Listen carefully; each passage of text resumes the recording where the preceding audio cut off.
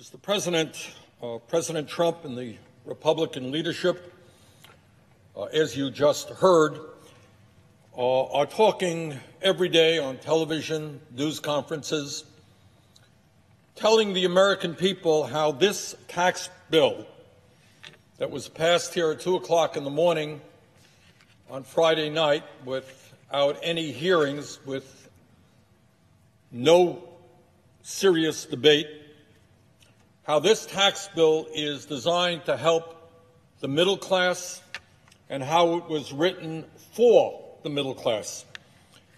Unfortunately, I suspect that I will not shock too many Americans by suggesting that what President Trump has been saying is not truthful. This legislation, according to numerous independent studies, will provide 62% of the benefits to the top 1%. 62% of the benefits will go to the top 1%, while increasing taxes on 83 million middle-class households by the end of the decade. Now, why? And the reason is because the tax cuts for middle-class families expire by the end of 2025, while the tax breaks for large corporations are made permanent. Mr. President, we are living in a moment in American history where we have an unprecedented level of income and wealth inequality, where the top 0.1% now owns almost as much wealth as the bottom 90%, where the top 1% owns almost twice as much wealth as the bottom 90%, and if you can believe it, where three of the wealthiest people in this country, Mr. Gates, Mr. Bezos, and Mr. Buffett, three people own more wealth than the bottom half of the American population. That is where we are right now. Yet in the midst of this incredible level of income and wealth inequality, my Republican colleagues believe that this is a moment when 62% of the benefits of so-called tax reform should go to the top 1%, and 42% of the benefits should go to the top 1/10 of 1%. While at the same time, tens of millions of middle-class families will end up paying more in taxes. How crazy is that? So we have a situation in which the wealthy who need tax breaks the least will benefit the most, and the working class and middle class of this country, which need the most help, will benefit the least. The President of the United States and my Republican colleagues tell the American people that trickle-down economics, giving huge tax breaks to the wealthy and large corporations, will expand the economy. Just heard Senator Thune talking about that. They'll create new jobs and will bring in so much revenue that it will pay for the deficit it creates. Mr. President, every independent expert who has taken a look at this tax bill has said that it will substantially increase the deficit even after accounting for the possibility of increased economic growth.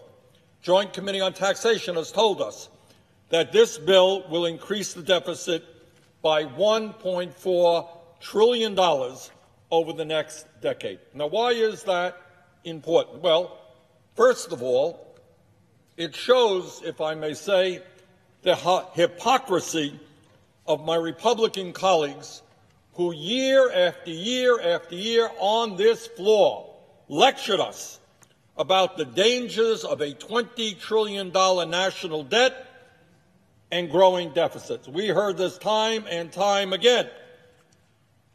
But somehow, when it comes to the need to provide tax breaks to billionaires, that concern about the deficit seems to have disappeared. But secondly, Mr. President, and more immediately, there is no doubt in my mind that if the Republicans are able to pass this bill, which will soon go to a conference committee, this bill, which gives huge tax breaks to the top 1% and raises the deficit by $1.4 trillion, there is no doubt in my mind that they will suddenly rediscover their great concern about deficits and the debt and move directly within the next few months to begin the process of cutting programs desperately needed by the working families of this country, the elderly, the children, the sick, and the poor. Now, Mr. President, this is not just Bernie Sanders speculating.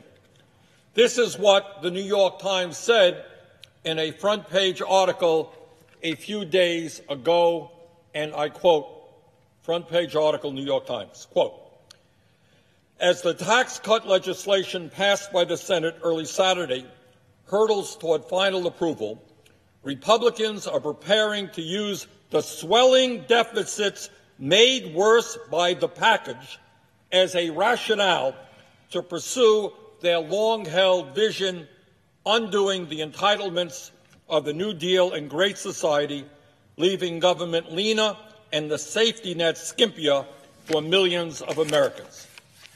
Speaker Paul D. Ryan and other Republicans are beginning to express their big dreams publicly, vowing that next year they will move on to changes in Medicare and Social Security.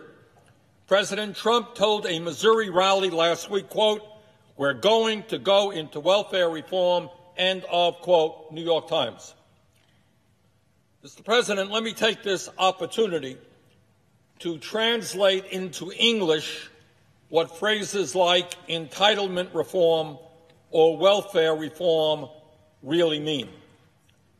What they mean in reality are massive cuts to Social Security, Medicare, Medicaid, education, nutrition programs, affordable housing, and other programs desperately needed by a declining middle class. It means that after they pass this so-called tax reform bill, which would provide a $200,000 tax break to CEOs who make over $16 million a year, they will come back to the floor of the Senate and fight for cuts to Social Security for senior citizens trying to survive on $12,000 or $13,000 a year. Massive cuts for millionaires and billionaires in their taxes at the same time as they want to cut Social Security, Medicare, and Medicaid for struggling seniors.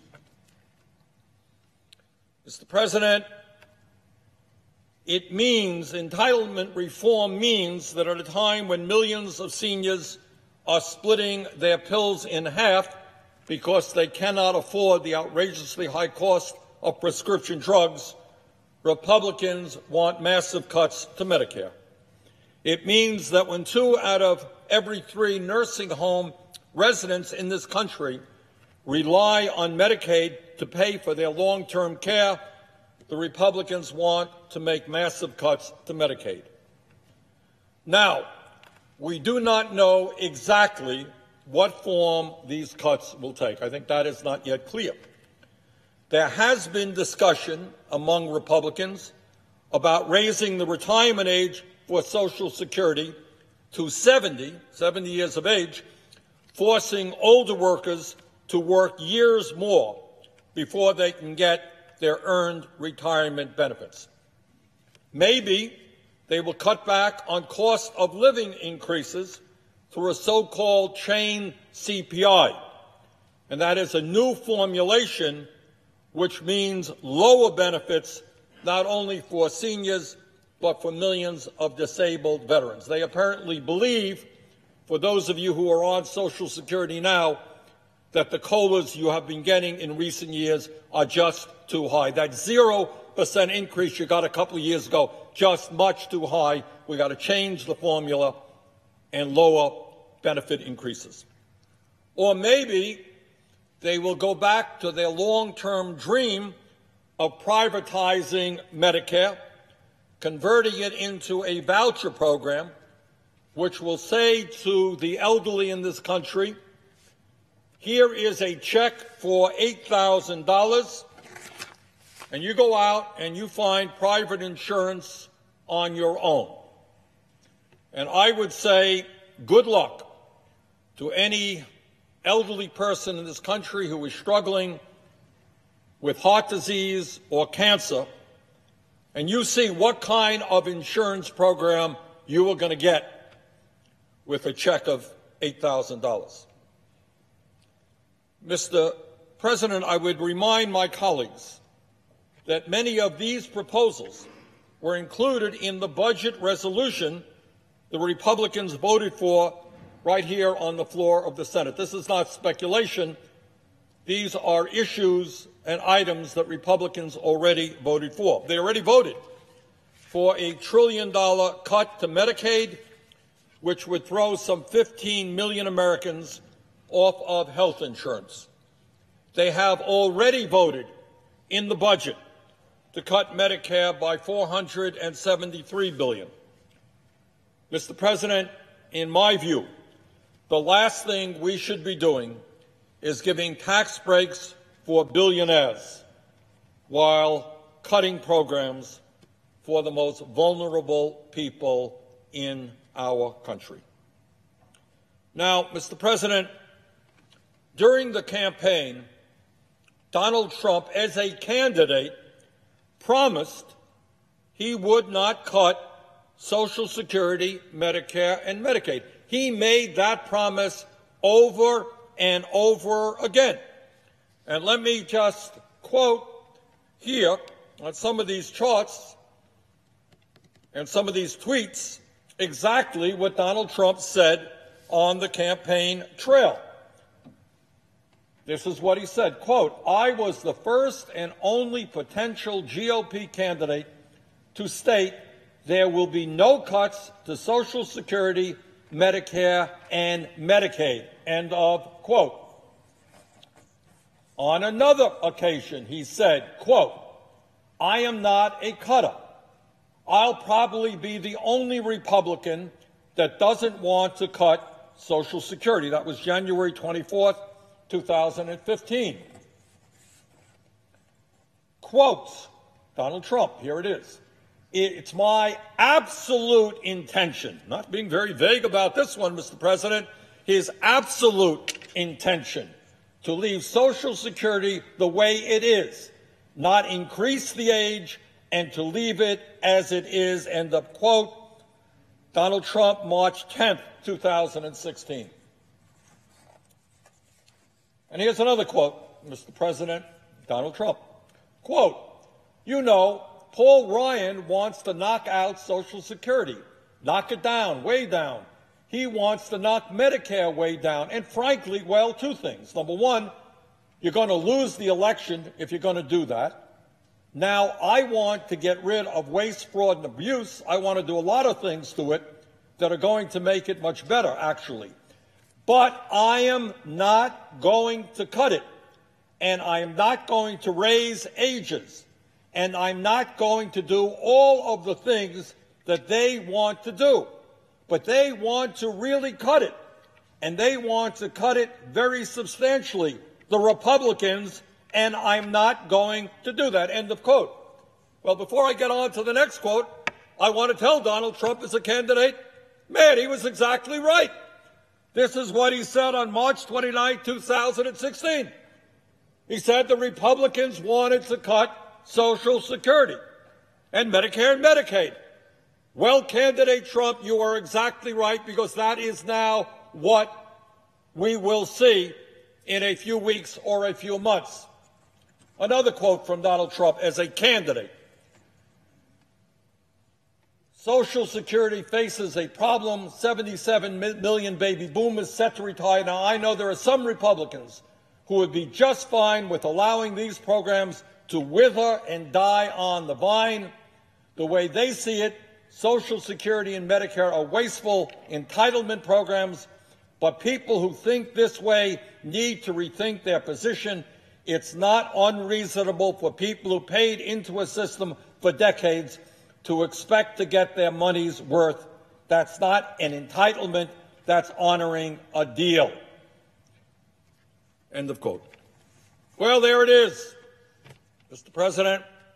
Candidate Donald Trump said over and over and over again that he would not cut Social Security, he would not cut Medicare, he would not cut Medicaid. And in fact, quite correctly, he predicted that the Republicans would try to do exactly that. And now I would like to talk directly, if I might, to the President of the United States. And I would say, Mr. President, on the campaign trail, you said over and over again, you would not cut Social Security or Medicare or Medicaid. And today, I am asking you nothing more than to keep your words. Don't lie to the American people. Millions of people voted for you because you said you would not cut Social Security, Medicare, and Medicaid. Keep your word. Tell Senate Leader McConnell and tell House Speaker Paul Ryan that you will veto any legislation that cuts these programs. And with that, Mr. President, I would yield the floor.